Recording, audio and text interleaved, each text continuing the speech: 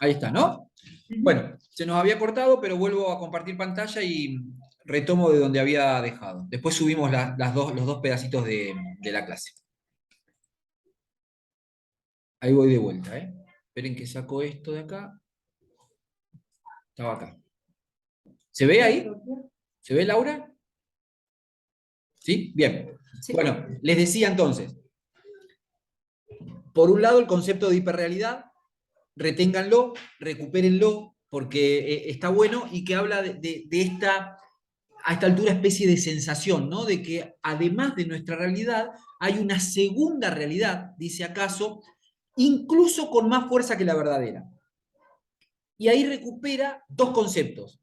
Primero, la noción de cultura, en tanto conjunto de valores, creencias y significaciones del entramado social, y a eso le agrega la noción de cultura visual, ¿no? Que son, de alguna manera, en esa misma línea, aquellas representaciones que le dan sentido al mundo. Dice, la cultura visual modela, performa nuestra visión de mundo y al mismo tiempo produce conocimiento. ¿Qué es esto sobre lo que venimos trabajando? Cómo vamos como generando un molde desde el cual nuestra mirada nos habilita a leer, a entender determinadas cosas en eso que vemos y no otras, ¿no? Es este campo de la percepción. Y bueno, cierra ahí con un concepto casi, diríamos, filosófico que me encanta, que dice, el que manipula... Ah, esperen, denme un segundito acá que me pide grabarla, me pide guardar la anterior, ¿no? Voy a dejarla ahí donde está siempre, en la carpeta del Zoom.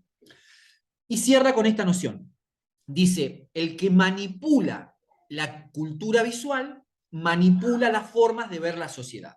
Que en realidad esta es, en términos de Gramsci, esta cuestión vinculada con la hegemonía, ¿no? Es decir, quien de los actores sociales, que no todos tienen ni el mismo peso, ni la misma voz, ni administran herramientas de la misma manera, digo los colectivos sociales, pero quien se apodera de administrar o de gobernar o de colonizar las formas de ver y claramente impone una mirada de mundo, ¿no? Por eso la importancia de poder deconstruir qué hay detrás de esa forma de ver, este ejercicio que venimos haciendo, porque nos permite transparentar qué luchas de poder hay en el medio.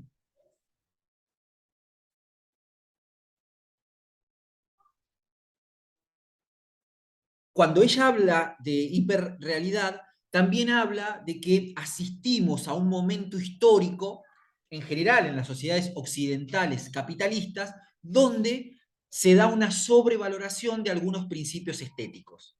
Y ahí es donde ella se mete o entra a hablar de estos famosos terrores visuales.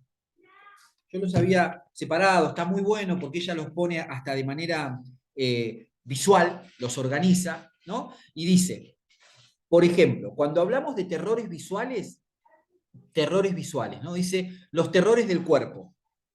Y dice, terror a ser viejo, vieja, terror a ser gordo, gorda, terror a no tener los dientes perfectos, terror al pelo, terror a los genitales pequeños, terror a estar pálido, a estar pálida, terror a estar enfermo, a estar enferma. Pensemos en todo esto en su correlato en lo visual. Los terrores de clase, terror a no ir vestido con ropa de marca, terror a no tener una casa como las de la revista, terror a no tener una segunda casa, terror a no poder ir de vacaciones, terror a no ver la película, serie o espectáculo de moda, terror a no ser deportista, terror a no estar tecnológicamente adaptado o adaptada, a no estar localizable, a no estar informado, informada. Los terrores culturales. Y habla ahí, identifica tres terrores, ¿no? Dice, terror a no ser blanco, blanca, terror a ser negro, negra, terror a ser mujer, terror a ser homosexual. Estos son como, digamos, la primera de los terrores culturales. Los terrores políticos sería la segunda, terror a no ser occidental, terror a pertenecer al tercer mundo, terror a ser inmigrante, terror a no ser pro Estados Unidos, terror a no ser monárquico, monárquica. Y el tercero de estos terrores culturales serían los terrores religiosos. En este caso, como el más universal es el terror a ser musulmán, digamos, ¿no? Bueno, todo esto que ella, de manera arbitraria, es verdad, pero no por eso menos interesante la propuesta, propone como los famosos terrores visuales, los clasifica. Y fíjense cuánto, en general, hay de todo esto que se traduce en nuestra percepción visual. Hagamos un ejercicio después interno de pensar cuántos de estos terrores operan en nuestra mirada de habitar el mundo. Podemos hacernos más los tontos, las tontas, podemos decir, no, a mí no me pasa, pero en realidad tiene que ver con una ganancia de esas representaciones que nos atraviesan en la forma de ver el mundo. Entonces, casi, digamos, es como una especie de necesidad activar este ejercicio de desnaturalizar, de deconstruir, de desarmar, o por lo menos, en esta primera instancia, identificar que ahí opera una colonización de la mirada. Que cuando nosotros estamos mirando desde ese terror, darnos cuenta que está operando en esa mirada una construcción cultural respecto de cómo estoy mirando, pero también al mismo tiempo, como pasaba en las fotos de la campaña, una puesta en escena que refuerza lo que se espera de nosotros como miradores, como usuarios de lo visual, como veedores y en el mejor de los casos como lectores o lectoras de eso de lo visual.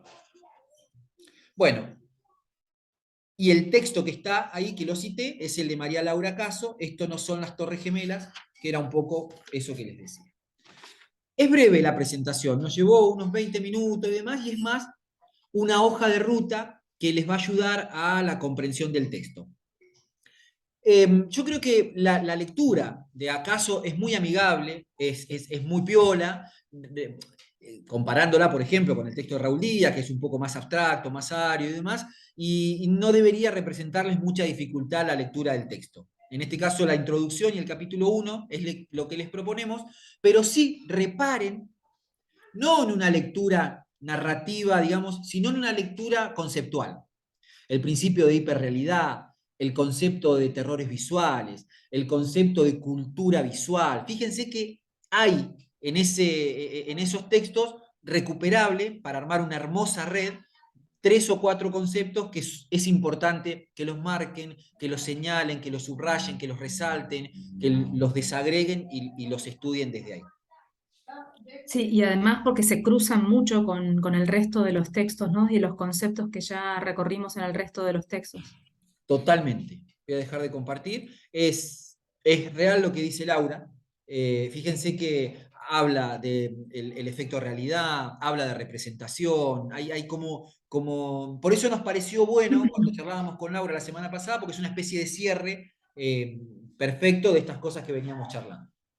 Sí, y el paralelismo, ¿no? Entre esto último que dijiste, ¿no? De los terrores visuales, de cómo ella los va desglosando, o los ejemplos que ella elige, digamos, de manera arbitraria, obviamente poner, pero además cómo se cruzan con lo que hablamos las clases anteriores sobre estereotipos.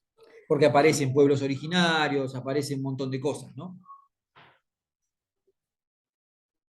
Buenísimo. Bueno, no sé, Lauri, si quedó algo más. No, me parece que no. Creo que por ahí también repetir, digamos, que para, además de los textos y las lecturas, tienen las subidas al aula, las presentaciones, las grabaciones, por si necesitan volver a recorrer la presentación con la voz de Mario Sí.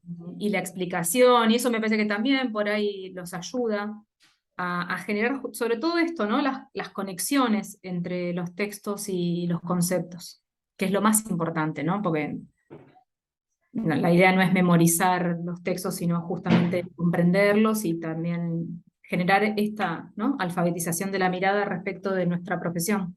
Y está bueno esto que dice Laura porque es una de las cosas que, digamos, esperamos en las producciones de la semana que viene. Recuerden esto, hay conceptos que fuimos proponiendo que atraviesan a varios y varias autores y autoras. Entonces está bueno que dialoguen, Está bueno esto, ¿no? Si es un concepto como el de representación, que están 2 o 3 autores, está bueno que lo citen, es decir, se espera un poco en la producción eso, que se note en la escritura estos conceptos que recuperan varios autores y autoras. Bueno, yo creo que estaría bien ahí.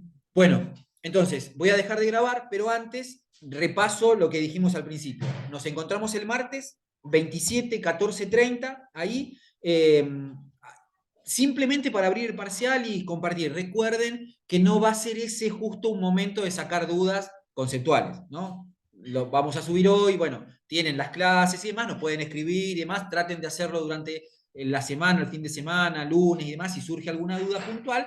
El martes nos conectamos 10 minutos, 15, como para explicar las consignas y después ya queda habilitado hasta el jueves a la tarde, va a quedar habilitado para que puedan desarrollar esta instancia evaluativa. En un rato más a la nochecita, subo la clase, ya va a ser el final del miércoles, así que esperemos que hayan pasado un lindo día y bueno, que sigan siendo estudiantes, que eso está buenísimo. Quisiéramos volver con Laura A esa a esa estancia. etapa, Sí, sí, sí, totalmente. que la disfruten. Que la Bueno, disfruten. Laurita, nos vemos el martes Bueno, que viene. nos vemos. Bueno, Chao, Mario. chau, chau. Chao, chicos, chicas.